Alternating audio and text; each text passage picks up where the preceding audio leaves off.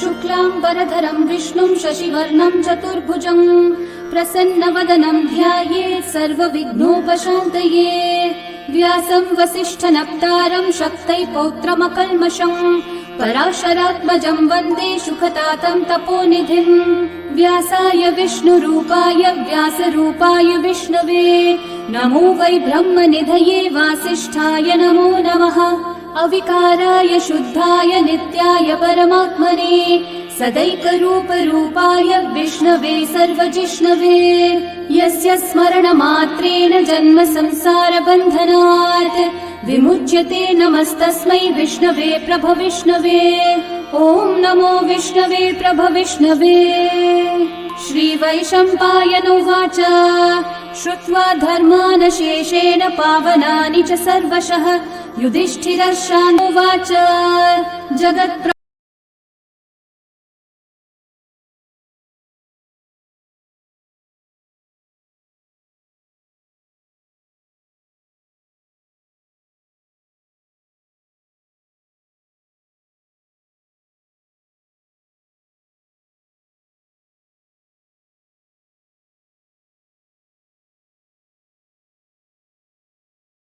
प्रभुं देवदेवम् अनन्तं पुरुषोत्तमं स्तुवन्नाम सहस्रेण पुरुषस्तततोत्थितः तमेव चार्चयन् नित्यं भक्त्या पुरुषम् अव्ययम् ध्यायन् स्तुवन्नमस्यं च यजमानस्तमेव च। अनादिनिधनं विष्णुं सर्वलोकमहेश्वरम् लोकाध्यक्षं स्तुवन् नित्यं सर्वदुःखातिगो भवेत्। ब्रह्मण्यं सर्वधर्मज्ञं लोकानां कीर्तिवर्धनं लोकनाथं महद्भूतं सर्वभूतभवोद्भवम्। एष मे सर्वधर्माणां धर्मोऽधिकतमो मतः यद्भक्त्या पुण्डरीकाक्षं स्तवैरर्चैर्नरः सदा। परमं यो महत्तेजः परमं यो महत्तपः परमं यो महद्ब्रह्म परमं यः परायणम्। पवित्राणां पवित्रं यो मङ्गलानां च मङ्गलम् देवतं देवतानां च भूतानां यो व्ययः पिता यतः सर्वाणि भूतानि भवन्त्यादियुगागमे यस्मिंश्च प्रलयं यान्ति पुनरेव युगक्षये तस्य लोकप्रधानस्य जगन्नाथस्य भूपते विष्णोर्नाम सहस्रं मे शृणु पापभयापहम्। यानि नामानि गौणानि विख्यातानि महात्मनः ऋषिभिः परिगीतानि तानि वक्ष्यामि भूतये। ऋषिर्नाम्नां सहस्रस्य वेदव्यासो महामुनिः छन्दोऽनुष्ठुप् तथा देवो भगवान् देवकीसुतः अमृतांशोद्भवो बीजं शक्तिर्देवकी नन्दनः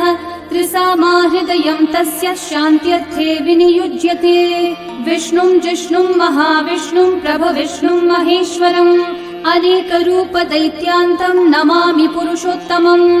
अस्य श्रीविष्णोर्दिव्यसहस्रनाम स्तोत्रमहामन्त्रस्य श्रीवेदव्यासो भगवान् ऋषिः अनुष्ठुप्-छन्दः श्रीमहाविष्णुः परमात्मा श्रीमन्नारायणो देवता अमृतांशोद्भवो भानुरिति बीजम् देवकी नन्दनः सृष्टेति शक्तिः उद्भवः क्षोभणो देव इति परमो मन्त्रः शङ्ख बृन्नन्दकी चक्रीति कीलकम् शार्ङ्गधन्वा गदाधर इति अस्त्रम् रथाङ्गपाणिरक्षोभ्य इति नेत्रम् त्रिसामा सामगः सामेति कवचम् आनन्दम् परब्रह्मेति योनिः ऋतुः सुदर्शनः काल इति दिग्बन्धः श्रीविश्वरूप इति ध्यानम् श्रीमहाविष्णुः प्रीत्यर्थे सहस्रनाम जपे विनियोगः।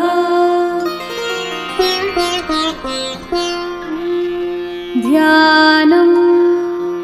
क्षीरोधन्वत्प्रदेशे शुचिमणिविलसत्सैकते मौक्तिकानां माला क्लृप्तासनस्तस्फटिकमणिनिभैर्मौक्तिकैर्मण्डिताङ्गः शुभ्रैरभ्रैरतभ्रैरुपरि विरचितैर्मुक्तपीयूषवर्षैः आनन्देन पुनीयादरिनलिनगदा शङ्खपाणिर्मुकुन्दः भुःपादौ यस्य नाभिर्वियदसुरनिलश्चन्द्रसूर्यौ च नेत्रे कर्णावाशाः शिरौद्योर्मुखमपि दहनो यस्य वास्तेयमब्धिः अन्तस्थं यस्य विश्वं सुरनरखगो भोगि गन्धर्वदैत्यैः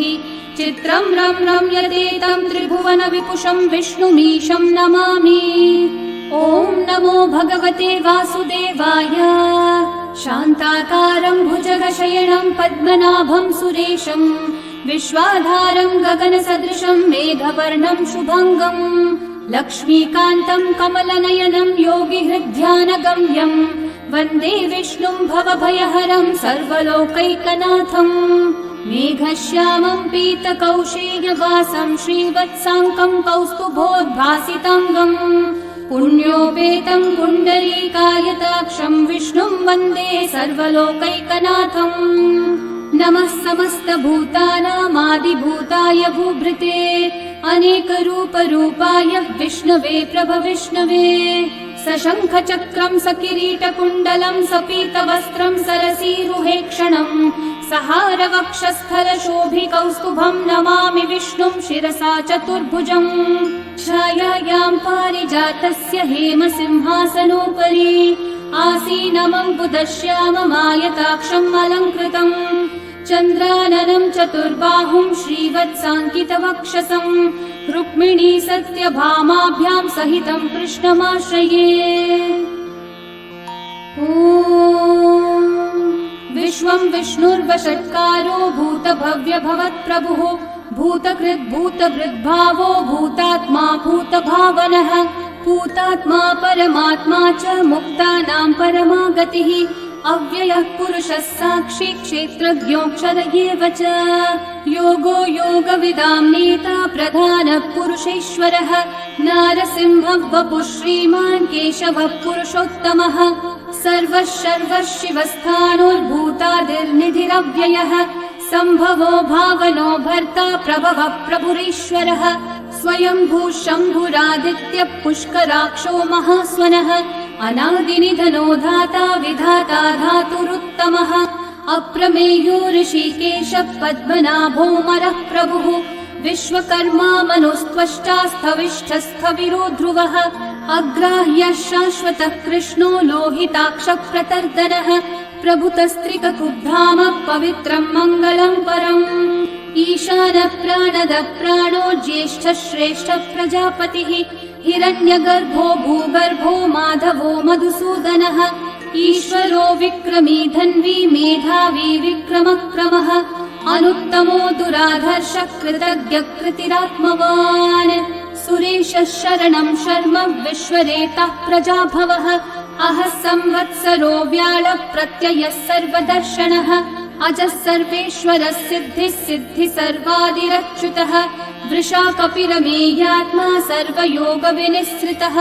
वसुर्वसुमना सत्यः समात्मा संमितः समः अमोघः पुण्डरीकाक्षो वृषकर्मा वृषाकृतिः रुद्रो बहुशिरा बभ्रुर्विश्वयोनिः शुचिश्रवाः अमृतः शाश्वतस्थाणोर्वरारोहो महातपाः सर्वगः सर्वविद्भानुः विश्वक्सेनो जनार्दनः वेदो वेदविदव्यङ्गो वेदाङ्गो वेदवित्कविः लोकाध्यक्षः सुराध्यक्षो धर्माध्यक्षः कृताकृतः चतुरात्मा चतुर्व्यूहश्चतुर्दंष्ट्रश्चतुर्भुजः भ्राजिष्णुर्भोजनं भोक्ता सहिष्णुर्जगदादिजः अनघो विजयो जेता विश्वयोनिः पुनर्वसुः उपेन्द्रो वामनः प्रांशुरमोघः शुचिरूर्चितः अतीन्द्रः सङ्ग्रहः सर्गो धृतात्मा नियमो यमः वेद्यो वैद्यः सदा योगी वीरः माधवो मधुः अतीन्द्रियो महामायो महोत्साहो महाबलः महाबुद्धिर्महावीर्यो महाशक्तिर्महाद्युतिः अनिर्देश्य वपुः श्रीमान् अमेयात्मा महाधृतक् महेश्वासो महीभर्ता श्रीनिवासः सतां गतिः अनिरुद्धः सुरानन्दो गोविन्दो गोविदाम्पतिः मरीचिर्दमनोहंसः सुपर्णो भुजगोत्तमः हिरण्यनाभः सुतपः पद्मनाभः प्रजापतिः अमृत्युः सर्वदृक्सिंहः सन्धाता सन्धिमान् स्थिरः अजो दुर्मशनः शास्ता विश्रुतात्मा सुरारिः गुरुर्गुरुतमो धामः सत्यः सत्यः पराक्रमः निमिषो निमिषस्रग्वी वाचस्पतिरुदारधीः अग्रणीर्ग्रामणी श्रीमान् न्यायो नेता समीरणः सहस्रमूर्धा विश्वात्मा सहस्राक्षः सहस्रपात् आवर्तनो निवृत्तात्मा संवृतः सम्प्रमर्दनः अहः संवर्तको वह्निरनिलो धरणीधरः सुप्रसादः प्रसन्नात्मा विश्वदृग्विश्वभुग्विभुः सत्कर्ता सत्कृतः साधुर्जन्मोर्नारायणो नरः असंख्येयो प्रमेयात्मा विशिष्टः शिष्टकृच्छुचिः सिद्धार्थः सिद्धसङ्कल्पः सिद्धिदः सिद्धिसाधनः वृषाही वृषभो विष्णुर्वृषपर्वा वृषोदरः वर्धनो वर्धमानश्च विविक्तः श्रुतिसागरः सुभुजो दुर्धरो वाग्मी महेन्द्रो वसुदो वसुः नैकरूपो बृहद्रूपः क्षिपिविष्टप्रकाशनः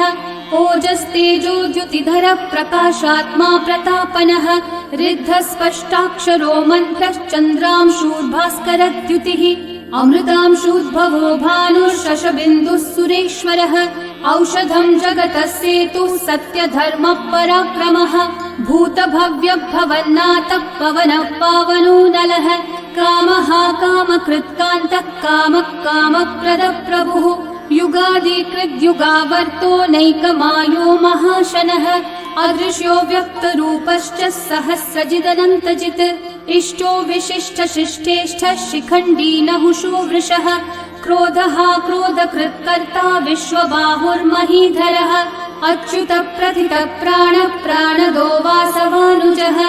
अपान्निधिरधिष्ठानम् अप्रमत्तः प्रतिष्ठितः स्कन्दः स्कन्दद्धरो धुर्यो वरदो वायुवाहनः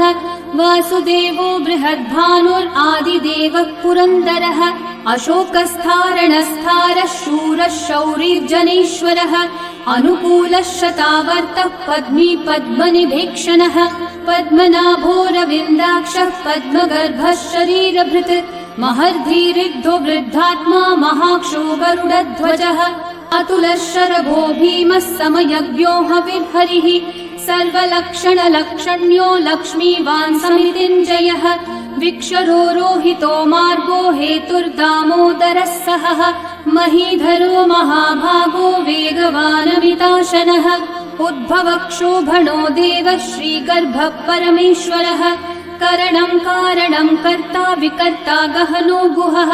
व्यवसायो व्यवस्थानः संस्थानस्थानदो ध्रुवः परर्धि परमस्पष्टः तुष्टः पुष्टः शुभेक्षणः रामो विरामो विरतो मार्गो नेयो नयो नयः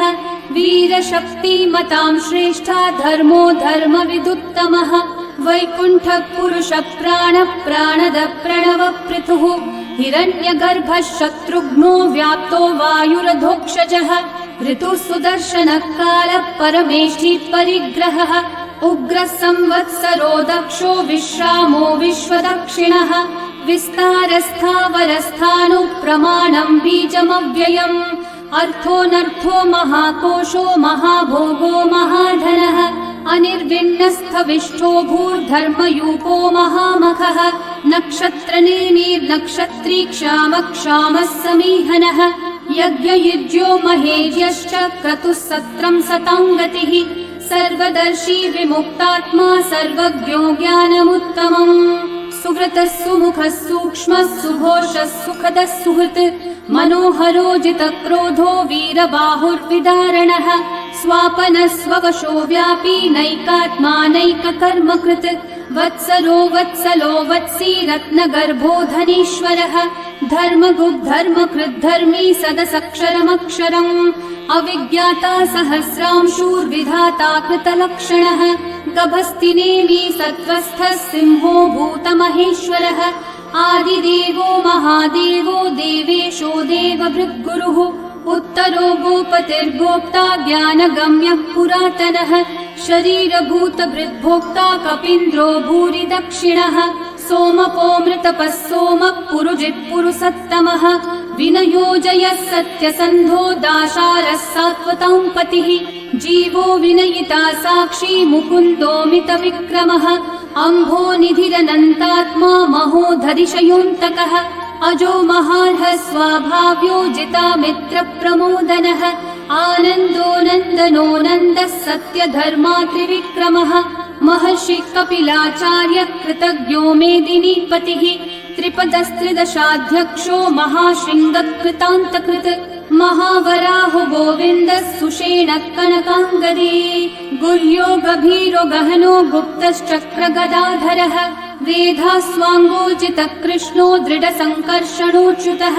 वरुणो वारुणो वृक्षः पुष्कराक्षो महामनाः भगवान् भगहानन्दी वनमाली हलायुधः आदित्यो ज्योतिरादित्यः सहिष्णुर्गतिसत्तमः सुधन्वाखण्ड परशुर्दारुणो द्रविणप्रदः दिवस्पृक् सर्वदृग्व्यासो वाचस्पतिरयो निजः त्रिसामासामगः सामन्निर्वाणं भेषजम्भिषक् सन्न्यासकृच्छमः शान्तो निष्ठा शान्तिपरायणम् शुभाङ्गः शान्तिदः सृष्टा कुमुदः कुवलेशयः गोहितो गोपतिर्गोप्ता वृषभाक्षो वृषप्रियः अनिवर्ती निवृत्तात्मा संक्षेप्ताक्षेमकृच्छिवः श्रीवत्सवक्षा श्रीवासः श्रीपतिः श्रीमतांवरः श्रीधः श्रीशः श्रीनिवासः श्रीनिधिः श्रीविभावनः श्रीधरः श्रीकरः श्रेयः श्रीमान् लोकत्रयाश्रयः स्वक्षः स्वङ्गः शतानन्दो नन्दिर्ज्योतिर्गणेश्वरः विजितात्मा विधेयात्मा सत्कीर्तिश्चिन्न संशयः उदीर्णः सर्वतश्चक्षुरनीशः शाश्वतस्थिरः भूषयो भूषणो भूतिर्विशोकः शोकनाशनः अर्चिष्मान् अर्चितः कुम्भो विशुद्धात्मा विशोधनः अनिरुद्धो प्रतिरथः प्रद्युम्नोमितविक्रमः कालनेमी निहावीरः शौरी शूरजनेश्वरः त्रिलोकात्मा त्रिलोकेशः केशवः केशिहा हरिः कामदेवः कामपालः कामिकान्तः कृतागमः अनिर्देश्य वपुर्विष्णु वीरोऽनन्तो धनञ्जयः ब्रह्मण्यो ब्रह्मकृद् ब्रह्मा ब्रह्म ब्रह्मविवर्धनः ब्रह्मविद् ब्राह्मणो ब्रह्मी ब्रह्मज्ञो ब्राह्मणप्रियः महाकर्मो महाकर्मा महातेजा महोरगः महाक्रतुर्महायज्वा महायज्ञो महाहविः स्तव्यस्तव प्रियस्तोत्रं स्तुतिस्तोतारणप्रियः पूर्णपूरयिता पुण्यकीर्तिरणामयः मनोजवस्तीर्थकरो वसुरेता वसुप्रदः वसुप्रदो वासुदेवो वसुर्वसुमनाहविः सद्गति सत्कृति सत्ता सद्भूति सत्परायणः शूरसेनो यदुश्रेष्ठः सन्निवासः सुयामुनः भूता वासो वासुदेवः सर्वासु निलयो नलः दर्पः दर्पदो दृप्तो दुर्धरोऽथा पराजितः विश्वमूर्तिर्महामूर्तिर्दीप्तमूर्तिरमूर्तिमान् अनेकमूर्तिरव्यक्तः शतमूर्तिः शताननः एकोनैकः सवः किं यतत्पदमनुत्तमम् लोकबन्धुर्लोकनाथो माधवो भक्तवत्सलः सुवर्णवर्णो हेमाङ्गो वराङ्गश्चन्दनाङ्गदे वीरः विषमः शून्यो घृताशीरशलश्चलः अमानीमानदो मान्यो लोकस्वामी त्रिलोकधृक् सुमेधा मेधजो धन्यः सत्यमेधाधराधरः तेजो वृषो द्युतिधरः सर्वशस्त्रभृतांवरः प्रग्रहो निग्रहो व्यग्रो नैकः शृङ्गो गदाग्रजः चतुर्मूर्तिश्चतुर्बाहुश्चतुर्व्यूहश्चतुर्गतिः चतुरात्मा चतुर्भावश्चतुर्वेदविदेकपात् समावर्तो निर्वृत्तात्मा दुर्जयो दुरतिक्रमः दुर्लभो दुर्गमो दुर्गो दुरावासो दुरारिहा शुभाङ्गो लोकसारङ्गः सुतन्तुस्तन्तुवर्धनः इन्द्रकर्मा महाकर्मा कृतकर्मा कृतागमः उद्भवः सुन्दर सुन्दो रत्ननाभः सुलोचनः अर्को वाजस्सनः शृङ्गी जयन्तः सर्वविजयी सुवर्णबिन्दुरक्षोभ्यः सर्ववागीश्वरेश्वरः महाहृदो महागर्तो महाभूतो महानिधिः कुमुदकुन्दरकुन्दः पर्जन्यः पावनो निलः अमृताशोऽमृतवपुः सर्वज्ञः सर्वतोमुखः सुलभः सुव्रतः सिद्धः शत्रुजिच्छत्रुतापनः न्यग्रोधोदम्बरोऽश्वत्थश्चाणूर्रान्ध्रनिषूदनः सहस्रार्ची सप्तजिह्वा सप्तैधा सप्तवाहनः अमूर्तिरनघोचिन्त्यो भयकृद्भयनाशनः अनुर्बृहत्कृशस्थूलो गुणवृन्निर्गुणो महान् अधृतस्वधृतस्वास्य प्राग्वंशो वंशवर्धनः भारभृत्कथितो योगी योगीशः सर्वकामदः आश्रमः शमनः श्रामः सुपर्णो वायुवाहनः धनुर्धरो धनुर्वेदो दण्डो दमयिता दमः अपराजितः सर्वसहो नियन्ता नियमो यमः सत्त्ववान् सात्विकः सत्यः सत्यधर्मपरायणः अभिप्राय प्रियार्होर्ह प्रियकृत्कृतिवर्धनः विहाय स गतिर्ज्योतिः सुरचिर्हुतभुग्विभुः रविर्विरोचनः सूर्यः सविता रविलोचनः अनन्तो हुतभुग्भोक्ता सुखदो नैकजोऽग्रजः अनिर्विण्णः सदामर्षि लोकाधिष्ठानमद्भुतः सनात् सनातनतमः कपिलः कपिरव्ययः स्वस्तिदः स्वस्तिकृत् स्वस्ति स्वस्ति भुक् स्वस्ति दक्षिणः अरौद्रः कुण्डली चक्री विक्रमयूर्जितशासनः शब्दातिगः शब्दसः शिशिरः शर्वरीकरः अक्रूरः पेशलो दक्षो दक्षिणः क्षमिनाम्बरः विद्वत्तमो वीतभयः पुण्यश्रवणकीर्तनः उत्तारणो दुष्कृतिः पुण्यो दुःस्वप्ननाशनः वीरः रक्षणः सन्तो जीवनः पर्यवस्थितः अनन्तरूपोऽनन्तश्रीर्जितमन्युर्भयावहः चतुर्रश्रो गभीरात्मा विदिशो व्यादिशो दिशः अनादिर्भूर्भुवो लक्ष्मी सुवीरो रुचिराङ्गदः जननो जनजन्मादि भीमो भीमपराक्रमः आधारनिलयो धाता पुष्पहास प्रजागरः ऊर्ध्वगः सत्पथाचारः प्राणदः प्रणवप्पणः प्रमाणं प्राणनिलयं प्राणभृत् प्राणजीवनः तत्त्वं तत्त्वविदेकात्मा जन्म मृत्युजरातिगः भूर्भुवः स्वस्तरुस्तारः सविता प्रपितामहः यज्ञो यज्ञपतिर्यज्वा यज्ञागो यज्ञवाहनः यज्ञभृद्यज्ञकृद्यज्ञी यज्ञभुग्यज्ञसाधनः यज्ञात् कृद्यज्ञगुह्यामन्नमन्नादयेव च आत्मयोनिः स्वयं जातो वैखानः सामगायनः देवकीनन्दनः सृष्टा शितीशः पापनाशनः शङ्खवृन्नन्दकी चक्री शार्ङ्गधन्वा गदाधरः रथाङ्गपाणिरक्षोभ्यः सर्वप्रहरणायुधः सर्वप्रहरणायुध ॐ नम इति वनमाली गदी शार्ङ्गी शङ्खी चक्री च नन्दकी श्रीमान्नारायणो विष्णुर्वासुदेवोऽभिरक्षतु वनमाली गदी शार्ङ्गी शङ्खी चक्री च नन्दकी श्रीमान्नारायणो विष्णुर्वासुदेवोऽभिरक्षतु वनमाली गदी शार्ङ्गी शङ्खी चक्री च नन्दकी श्रीमान्नारायणो विष्णुर्वासुदेवोऽभिरक्षतु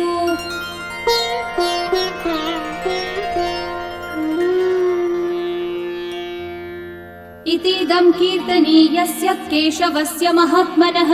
नाम्नां सहस्रं दिव्यानामशेषेण प्रकीर्तितम् य इदं शृणुयान् नित्यं यश्चापि परिकीर्तयेत् नाशुभं प्राप्नुयात् किञ्चित् सोमुत्रेह च मानवः वेदान्तगो ब्राह्मणः स्यात् क्षत्रियो विजयी भवेत् वैश्यो धनसमृद्धः स्यात् शूद्रः सुखमवाप्नुयात् धर्मार्थी प्राप्नुयात् धर्मम् अर्थार्थी चार्थमाप्नुयात् कामानवाप्नुयात् कामी प्रजार्थी चाप्नुयात् प्रजाम् भक्तिमान् यः सदोत्थाय शुचिसद्गतमानसः सहस्रं वासुदेवस्य नाम्नामेतत् प्रकीर्तयेत् यशः प्राप्नोति विपुलं याति प्राधान्यमेव च अचलां श्रियमाप्नोति श्रेय प्राप्नोत्यनुत्तमम् न भयं क्वचिदाप्नोति वीर्यं तेजश्च विन्दति भवत्यरोगो द्युतिमान् बलरूपगुणान्वितः रोगार्तो मुच्यते रोगात् बद्धो मुच्येत बन्धनात् भयान् मुच्येत भीतस्थो मुच्येतापन्न आपदः दुर्गान्यतितरत्याशु पुरुषः पुरुषोत्तमम् स्तुवन्नाम सहस्रेण नित्यं भक्ति समन्वितः वासुदेवाश्रयो मर्त्यो वासुदेवपरायणः सर्वपापविशुद्धात्मा याति ब्रह्म सनातनम् न वासुदेव भक्तानामशुभं विद्यते क्वचित् जन्म मृत्यु जरा व्याधि भयं नैवोपजायते इमं स्तवमधीयानः श्रद्धा भक्ति समन्वितः युज्येतात्मसुखः शान्ति श्रीधृति स्मृतिकीर्तिभिः न क्रोधो न च मात्सर्यं न लोभो नाशुभा मतिः भवन्ति कृतपुण्यानां भक्तानां पुरुषोत्तमे द्यौस चन्द्रार्कनक्षत्राखं दिशो भूर्महो दधिः वासुदेवस्य वीर्येण विदतानि महात्मनः ससुरासुरगन्धर्वं स यक्षोरगराक्षसं जगद्वशे वर्ततेदं कृष्णस्य सचराचरम् इन्द्रियाणि मनोबुद्धिः सत्त्वं तेजो बलं द्युतिः वासुदेवात्मकन्याहुः क्षेत्रं क्षेत्रज्ञ एव च सर्वागमानामाचार प्रथमं परिकल्पते आचार प्रभवो धर्मो धर्मस्य प्रभुरच्युतः ऋषयः पितरो देवा महाभूतानि धातवः जङ्गमा जङ्गमं चेदं जगन्नारायणोद्भवम् योगो ज्ञानं तथा साङ्ख्यं विद्या शिल्पादिकर्म च वेदाः शास्त्राणि विज्ञानम् एतत् सर्वं जनार्दनात् एको विष्णुर्महद्भूतं पृथक् भूतान्यनेकशः त्रिलोकान् व्याप्य भूतात्मा भुङ्क्ते विश्वभुगव्ययः इमं स्तवं भगवतो विष्णोर्व्यासेन कीर्तितं पठेद्य इच्छेत् पुरुषः श्रेयः प्राप्तुं सुखानि च विश्वेश्वरमजं देवं जगतः प्रभुमव्ययम् भजन्ति ये पुष्कराक्षं न ते यान्ति पराभवम् न ते यान्ति पराभवम् ॐ नमः इति अर्जुनोवाच पद्मपत्र विशालाक्ष पद्मनाभः सुरोत्तम भक्तानामनुरक्तानां त्राता भव जनार्दन श्रीभगवानुवाच यो मां नाम सहस्रेण स्तोतुमिच्छति पाण्डव सोऽहमेकेन श्लोकेन स्तुत एव न संशय ॐ नमः इति व्यास उवाच वासनाद् वासुदेवस्य वासितं भुवनत्रयम् सर्वभूतनिवासोऽसि वासुदेव नमोऽस्तुते श्रीवासुदेव नमोऽस्तुत ॐ नमः इति पार्वत्योवाच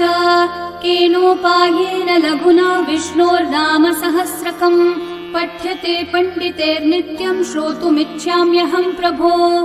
ईश्वरोवाच श्रीराम राम रामेति रमे रामे मनोरमे सहस्रनाम तत्तुल्यं राम नाम वरानने श्रीराम राम रामेति रमे रामे मनोरमे सहस्रनाम तत्तुल्यं राम नाम वरानने श्रीराम राम रामेति रमे रामे मनोरमे सहस्रनाम तत्तुल्यं राम नाम वरानने श्रीराम नाम वरानन ॐ नमः इति ब्रह्म उवाच नमोऽस्त्वनन्ताय सहस्रमूर्तये सहस्रपादाक्षि शिरोरुबाहवे सहस्रनाम्ने पुरुषाय शाश्वते सहस्रकोटियुगधारिणे नमः सहस्रकोटियुगधारिण ॐ नमः इति सञ्जय उवाच यत्र योगेश्वर कृष्णो यत्र पार्थो धनुर्धरः तत्र श्रीर्विजयो भूतिर्ध्रुवा नीतिर्मतिर्मम श्रीभगवानुवाच अनन्याश्चिन्तयन्तो मा ये जनाः पर्युपासते तेषां नित्याभियुक्तानां योगक्षेमं वहाम्यहम् परित्राणाय साधूनां विनाशाय च दुष्कृतां धर्म संस्थापनार्थाय संभवामि युगे युगे आर्ता विषण्णाः शिथिलाश्च भीता घोरेषु च व्याधिषु वर्तमानाः संकीर्त्य नारायण शब्दमात्रं विमुक्तदुःखा सुखिनो भवन्तु। कायेन वाचा मनसेन्द्रियैर्वा बुद्ध्यात्मना वा प्रकृते स्वभावात् करोमि यद्यत् सकलं परस्मै नारायणायेति समर्पयामि। श्री विष्णु सहस्रनाम स्तोत्रम् सम्पूर्णम्।